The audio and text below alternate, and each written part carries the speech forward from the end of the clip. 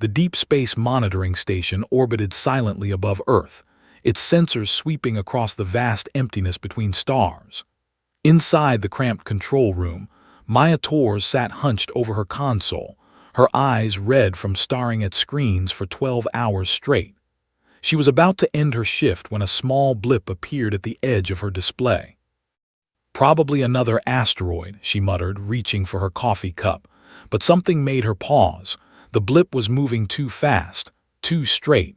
Asteroids tumbled and drifted. This thing was coming directly toward Earth. Maya adjusted the sensors and zoomed in. Her coffee cup slipped from her fingers and crashed against the floor. On her screen, what had started as one blip was now splitting into hundreds, then thousands. "Oh my God," she whispered. Within minutes, the entire station was awake. Within an hour, every government on Earth knew the truth. An alien armada was heading toward their planet. The ships numbered in the tens of thousands. They would arrive in approximately 6 months. The news hit humanity like a hammer. Some people panicked. Others denied it was real. Religious groups called it the end times. Governments struggled to maintain order while secretly preparing for the worst. But deep underground, in a bunker hidden beneath the mountains of Colorado, a different kind of response was forming. General Marcus Webb stood at the head of a long table, surrounded by the brightest minds humanity had to offer. Scientists, engineers, strategists, and soldiers had been gathered from every nation on Earth. "We have 6 months," Webb said, his voice calm despite the fear gnawing at his stomach. 6 months to figure out how to stop an armada that is probably thousands of years more advanced than us. I won't lie to you. The odds are not in our favor. Dr. Chen Xiaoming, a physicist from Beijing, raised his hand. "Do we have any idea why they are coming? Have they tried to communicate?" Webb nodded to a woman sitting in the corner. "Dr. Patterson has been leading our communication efforts." Sarah Patterson stood up. Her hair was messy, and she looked like she had not slept in days. "We have received one message, just one. It was broadcast on every frequency once they entered our solar system." She pressed a button, and a strange voice filled the room. It was translated into English, but the original sounds were harsh and clicking. "Your planet has been designated for resource extraction. Your species is not considered valuable. You will be removed to allow harvesting operations. This is not negotiable." The room fell silent. The message was clear. The aliens did not want to talk. They did not want to trade or make friends. They simply wanted Earth, and humans were in the way. A young woman near the back of the room raised her hand. Her name was Priya Sharma, and she was an engineer from Mumbai. "When you say resource extraction, what resources are they after?" Patterson shrugged.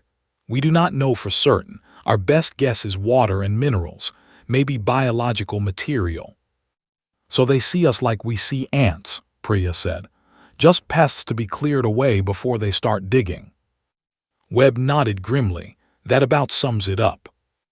An older man with gray hair and thick glasses spoke up. His name was Viktor Petrov, a former Russian aerospace engineer. "What do we know about their ships, their weapons, their defenses?" "Not enough," Webb admitted. "Our probes have gotten some images, but they were destroyed before getting too close. The ships appear to be heavily armored. They use some kind of energy weapon. We have counted over 40,000 vessels of various sizes." The numbers hung in the air like a death sentence. Earth had nothing that could match such a force. No spaceships capable of real combat. No weapons designed for space warfare. Humanity had barely started exploring beyond the moon. But something unexpected happened in that room. Instead of despair, there was anger. Instead of giving up, the people around that table started to think. They were engineers and scientists. They solved problems. That was what they did. Priya Sharma leaned forward. "You know what strikes me about that message? They assume we will just accept this. They did not ask about our capabilities. They did not seem worried at all about resistance." Why would they be? Someone asked. Look at the numbers, we cannot possibly fight them. No, Priya agreed. We cannot fight them directly, but that does not mean we cannot fight them. Webb looked at her with interest. Explain. Priya stood up and walked to the display screen.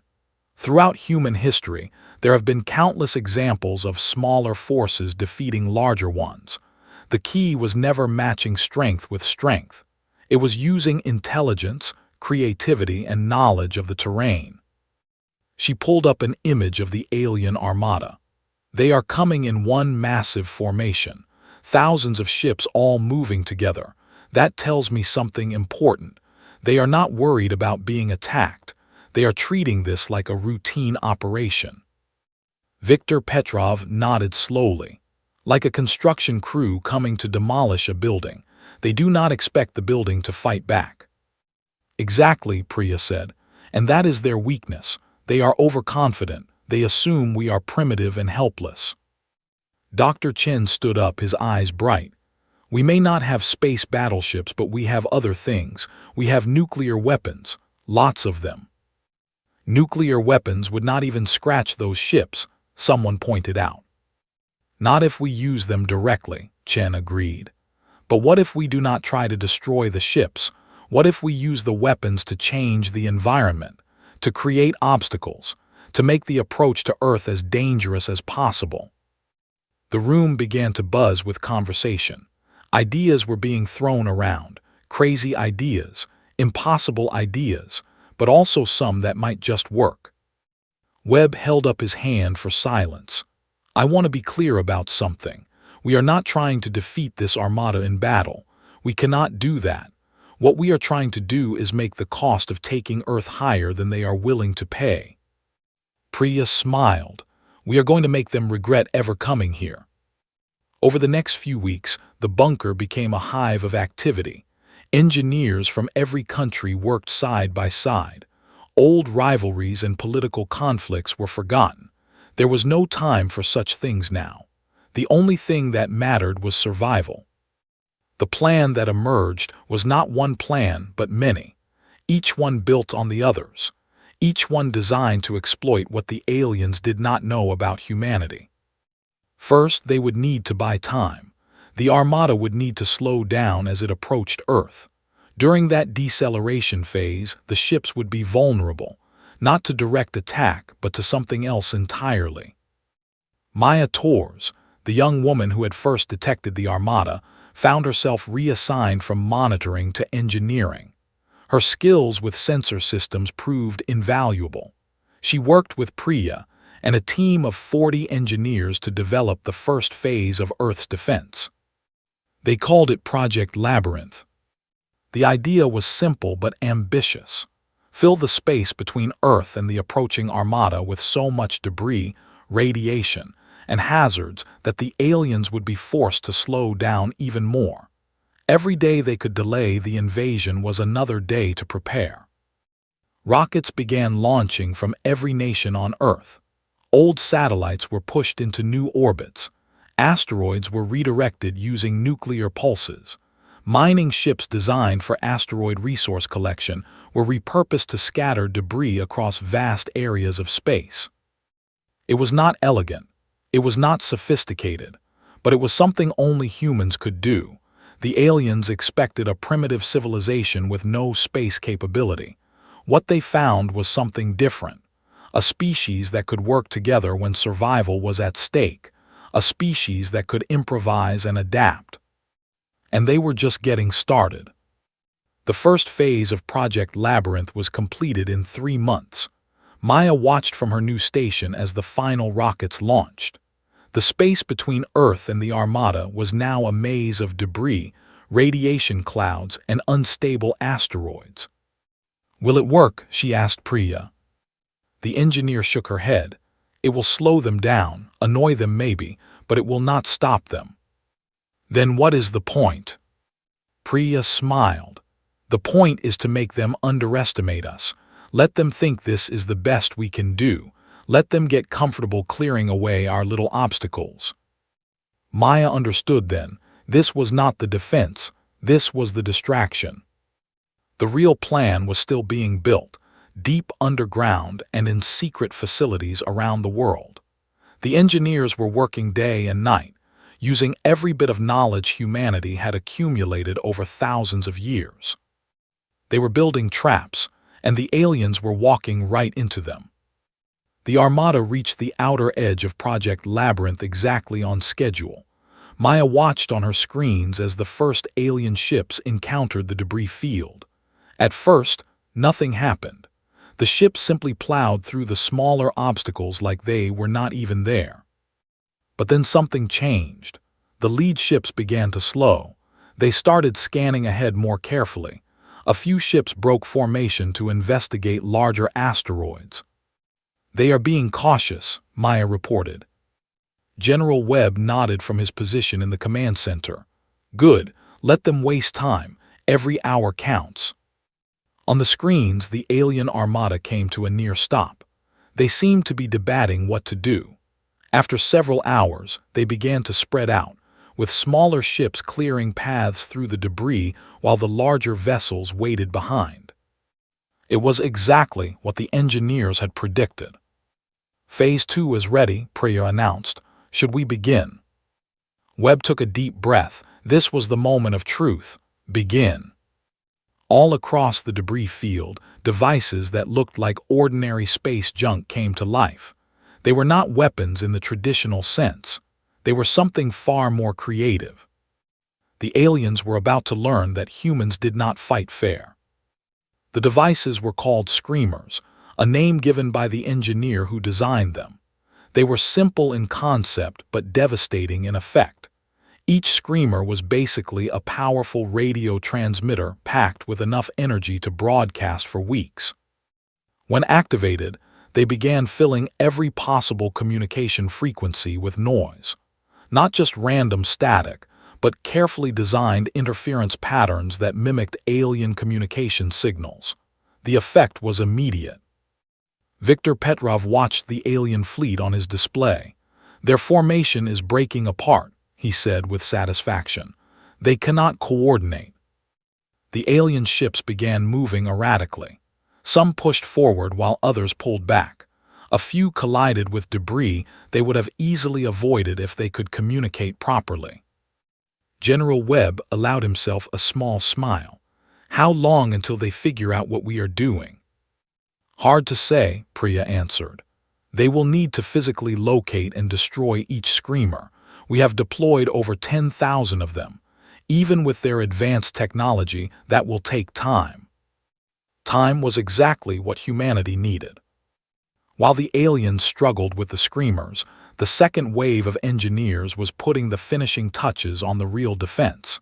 It had taken 5 months to build, using every resource Earth could spare. Most people on the planet did not even know it existed. They called it the Gauntlet.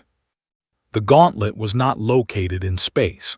It was on Earth itself, a series of ground-based installations spread across the planet's surface. Each one contained a weapon that human scientists had only theorized about until recently. Dr. Chen had led the development team. The technology was based on principles discovered during fusion research. It could generate focused plasma beams with enough power to damage even the armored hulls of alien spacecraft. But there was a catch. The weapons had limited range and could only fire when the alien ships were in low orbit. Getting them that close would be almost impossible, unless the aliens chose to come that close themselves. This was where humanity's greatest weapon came into play. Not technology, not firepower, but psychology. Priya Sharma had spent weeks studying the alien message. Not just what it said, but how it was said. The tone, the assumptions. She had concluded something important about their enemy. "They think in straight lines," she explained to the War Council. "They see a problem and they solve it with overwhelming force. It is efficient. It has probably worked for them every time before." "What does that mean for us?" Webb asked. "It means they have a blind spot.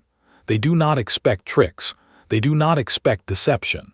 They certainly do not expect us to use their own assumptions against them." The plan was audacious. Humanity would pretend to surrender. A message was prepared and sent toward the alien fleet. It was carefully worded to sound desperate and defeated. Earth was asking for terms. Specifically, humans were requesting that they be allowed to evacuate before the resource extraction began. They would leave peacefully if given safe passage. The message was a lie, of course. There was nowhere to evacuate to, and humanity had no intention of giving up their home. But the aliens did not know that. 3 days later, a response came. "Evacuation is not permitted," the harsh voice announced.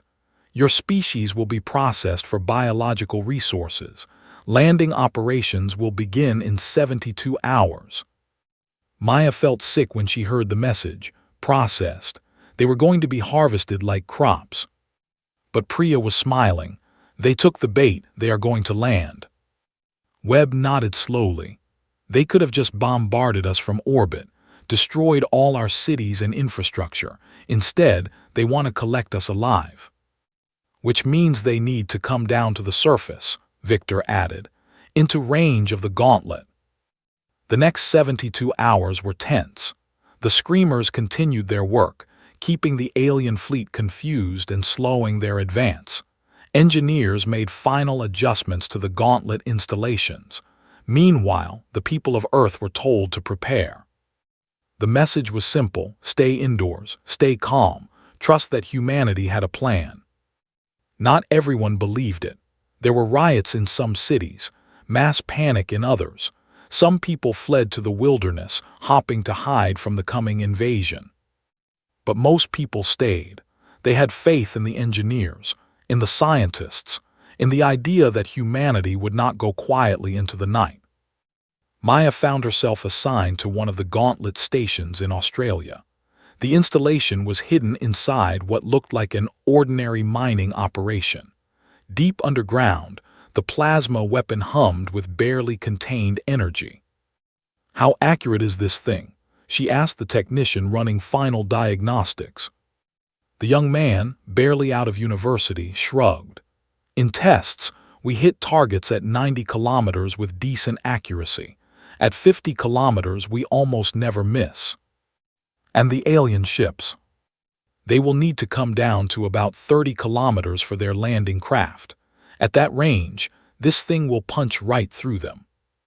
Maya looked at the weapon with new respect. Humans had built this. In 5 months, with the entire planet working together, they had created something that might actually hurt the invaders. But she also knew the gauntlet was not enough. Even if every shot hit its target, there were simply too many alien ships. The defense could hurt them, slow them down, make them pay for every inch of ground. The real question was whether that would be enough to change their minds. The alien fleet broke through the last of the debris field and approached Earth. On every screen, in every command center, humanity watched as thousands of ships moved into orbit around their planet. They were massive. Even the smaller vessels dwarfed anything humans had ever built. Their hulls were covered in strange markings and what appeared to be weapons ports. Lots of weapons ports. General Webb took a deep breath. "All gauntlet stations, prepare to fire on my command." The landing craft began descending. Hundreds of them, dropping through the atmosphere like deadly rain. They were heading for major cities on every continent. "Wait for it," Webb said, watching the altitude readings. "Wait." Maya gripped the edge of her console. The numbers were dropping fast. 80 kilometers, 70, 60. "Wait." 50 kilometers, 40. "Fire." All across Earth, the gauntlet came to life. Beams of superheated plasma shot upward into the sky.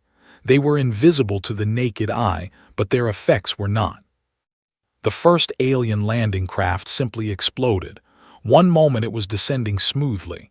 The next, it was an expanding cloud of debris, then another, and another.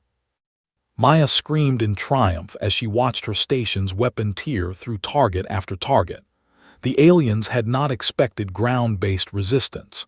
Their landing craft had no shields against this kind of attack. But then the reality set in. For every craft they destroyed, 10 more kept coming. The gauntlet could not hit them all.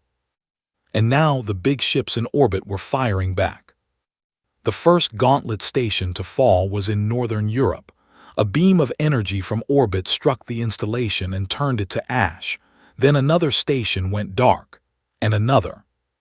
"We are losing them too fast," Victor reported grimly. Priya shook her head. "Keep firing, make them feel every loss." The battle raged for 6 hours. By the end, half the gauntlet stations were destroyed, but they had taken a toll. Over 800 alien landing craft had been shot down, perhaps 20,000 aliens killed. It was the first real victory humanity had ever achieved against an extraterrestrial enemy, and it changed everything. The remaining landing craft retreated back to orbit. The alien fleet stopped advancing. For the first time since they had arrived, they seemed uncertain about what to do next. General Webb received reports from every surviving station. The gauntlet was badly damaged but not destroyed. They could still fight. But more importantly, the aliens were talking. Dr. Patterson rushed into the command center with a tablet in her hands. "They are trying to communicate. Not a broadcast this time, a direct signal. They want to talk." Webb looked at her with tired eyes. "What do they want?" Patterson played the message. The harsh voice was different now. Angry, yes, but also something else. Was it confusion, frustration? "Your resistance was unexpected. You have destroyed significant resources. Explain your weapons." Priya laughed when she heard it. "They want to understand how we hurt them. They did not think we could." "What do we tell them?" Webb asked. A smile spread across Priya's face. "We tell them the truth, that this was just the beginning." The response was sent. Earth explained in clear terms that the gauntlet was only one of many defenses, that humanity had prepared other surprises, that continuing the invasion would cost far more than any resources they could extract. It was partly true and partly a bluff. The gauntlet was badly damaged. The other defenses were not nearly as advanced, but the aliens did not know that. What they knew was that this primitive species had hurt them, and that was something they had not expected at all. The alien fleet remained in orbit for 3 days. During that time there were no attacks, no landing attempts, just silence. Maya spent those days helping repair her gauntlet station. The work was exhausting, but she did not want to rest. None of them did. Everyone understood that the battle was not over. It was just paused. On the 3rd day, another message came. "We require negotiation," the alien voice said. There was no anger this time. Something else had replaced it. "Your planet is more defended than calculated. Adjustments must be made." General Webb assembled his advisors. "They want to negotiate. What do we think?" Victor was skeptical. "It could be a trick. Keep us talking while they prepare another attack." Priya disagreed. "I do not think so. Look at their behavior. They came here expecting no resistance. They lost 800 craft and thousands of personnel. Their leadership is probably in chaos." Dr. Chen nodded. "She is right. A species that solves problems with overwhelming force would not know how to handle this situation. They have never faced it before." Webb considered their words. "So we have a chance, a real chance to end this without more fighting." "Maybe," Priya said, "but we need to be smart about it. We cannot show weakness. They will only respect strength." The negotiations began via radio communication. It was awkward and slow, with many misunderstandings. But slowly, a picture emerged of who the aliens were and why they had come. They called themselves the Keithrani. They were part of a vast empire that spanned hundreds of star systems. Their civilization was old and powerful, built on a simple principle: expand, consume, repeat. For thousands of years, they had swept through the galaxy, stripping planets of resources and moving on. They had encountered other intelligent species before. None had ever successfully resisted. Until now. The Keithrani negotiator, a being called Vorath, seemed genuinely puzzled by humanity. Your technology is inferior, Vorath said. Your numbers are small. Your planet is isolated. How did you mount such a defense? Maya was present during this exchange, recording everything. She watched as Priya leaned toward the microphone. We are engineers, Priya said simply. We solve problems. You came to our home and you became a problem, so we solved you. There was a long pause before Vorath responded. This way of thinking is strange to us. We use tools to accomplish tasks. You seem to use tools to create new tools. That is what engineering means, Priya explained. We look at what we have, we figure out what we need, then we find ways to bridge the gap. Another pause. Our analysts are reviewing the battle data. Your ground weapons were unlike anything in our database. You created them specifically for this invasion. Yes. In 5 of your months. Yes. Vorath was silent for a long time. When he spoke again, there was something new in his voice. Was it respect? Fear? The Keithrani have never negotiated with a species like yours. We do not know how to proceed. General Webb took over the conversation. Let me make it simple. You want resources. We want to survive. There must be a solution that gives both sides something. Explain. Leave our planet alone. In exchange, we will provide you with some of the resources you need. We have extensive mining operations in our asteroid belt. Take from there, not from Earth. The offer was desperate. The asteroid mining operations were tiny compared to what the Keithrani wanted, but it was a starting point. Vorath considered the proposal. This is not how we usually conduct operations, but the situation is unusual. I will consult with my commanders. The negotiations continued for weeks. During that time, the Keithrani fleet remained in orbit, a constant reminder of the threat that still loomed over Earth. Engineers kept working on the defenses. The gauntlet was repaired and improved. New weapons were designed. If the aliens decided to attack again, humanity would be even more ready. But there was hope now, hope that fighting might not be necessary. Maya was working on a new sensor system when the final message came from the Keithrani fleet. Your proposal has been accepted with modifications. The Keithrani will withdraw from your system. We will take resources from the outer regions of your solar system only. Your planet will be designated as a protected territory. The command center erupted in cheers. Maya felt tears streaming down her face. They had done it. Humanity had faced an overwhelming enemy and survived. But Vorath was not finished. There is one additional requirement. We wish to understand your species better.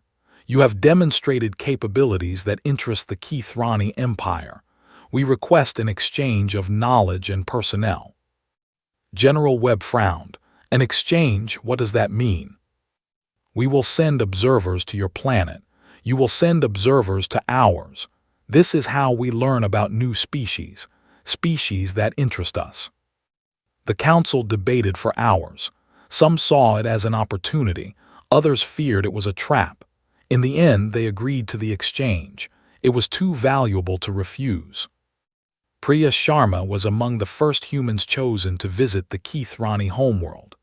Maya watched her friend board the alien shuttle with a mixture of pride and fear. Are you scared? Maya asked before Priya left. Priya smiled. Terrified, but this is the best thing that could have happened. We did not just survive, Maya, we impressed them. We made them curious about us. That is how we stay safe in the long run. By being interesting. By being useful. By being creative. By being the species that figured out how to fight back when everyone said it was impossible. The shuttle doors closed. Moments later, it lifted off the ground and rose toward the waiting alien ship. Maya watched until it disappeared from view.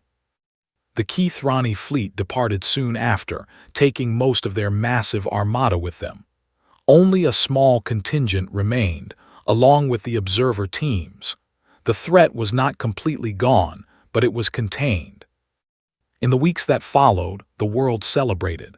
The engineers who had saved Earth became heroes. Priya Sharma's name was known everywhere. So were Viktor Petrov's and Chen Xiaming's and dozens of others who had contributed to the defense. But Maya Torres remained at her monitoring station. She had been the first to see the threat coming. Now she would be among those watching for any sign of its return. One evening, while scanning the emptiness of space, she received a private message. It was from Priya, transmitted from the Keithrani homeworld. "You would not believe what I am seeing here, Maya. Their technology is incredible, but you know what? They are not that different from us. They have problems too, and they solve them with engineering just like we do. The difference is they never had to be creative about it. They never faced real challenges. We did. That made us stronger." Maya smiled as she read the message.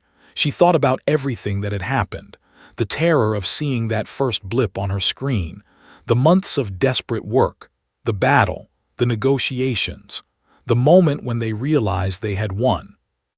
Humanity had always wondered if they were alone in the universe. Now they knew the answer. They were not alone, and the universe was dangerous. There were beings out there who would take everything without a second thought. But humanity had also learned something about themselves. They could adapt. They could create. They could face impossible odds and find a way to survive. The engineers had outmaneuvered an armada, not with matching firepower, not with advanced technology, but with cleverness and creativity and the refusal to give up. And in doing so, they had secured something more valuable than just survival. They had earned respect. They had earned a place in the galaxy as a species worth knowing, worth trading with, worth protecting. Maya turned back to her screens. The stars glittered in the darkness, each one potentially home to other civilizations, other challenges, other problems to solve. She smiled and began her scan again. Whatever came next, humanity would be ready. General Webb retired 6 months after the crisis ended. At his farewell ceremony, he gave a simple speech. "We survived because of our engineers," he said. "Not our soldiers, not our politicians, our engineers. They looked at an impossible problem and found solutions. They worked together when the whole world was falling apart. They never gave up." He paused and looked out at the crowd. "Some people will say we got lucky. Maybe we did, but luck favors the prepared. And we were prepared because ordinary people did extraordinary things. Never forget that. Never forget what we are capable of when we work together." The crowd applauded. Among them was Maya Torres, standing next to Viktor Petrov and Chen Xiaming. They had all played their parts. They had all contributed to the victory. But they also knew the truth. This was not an ending, it was a beginning. The Keithrani exchange program was expanding. Humans were learning alien technology at an incredible rate. Engineers were already working on the next generation of defenses. The solar system was being fortified. Mining operations were growing. And somewhere out there, Priya Sharma was learning everything she could about their new neighbors, understanding them, finding ways to coexist. The universe was vast and full of dangers, but humanity had proved something important on that day when the Armada came. They had proved that the most powerful weapon was not a laser or a bomb or a fleet of ships. It was the human mind. Curious, creative, relentless. The aliens had expected to find a primitive species waiting to be conquered. Instead, they had found engineers. And that had made all the difference. Years passed, the world changed, new challenges arose and were met, but the lesson of the Keithrani invasion was never forgotten. Humanity had looked up at the stars and seen danger, but they had also seen opportunity. They had seen problems waiting to be solved, and they had rolled up their sleeves and gotten to work.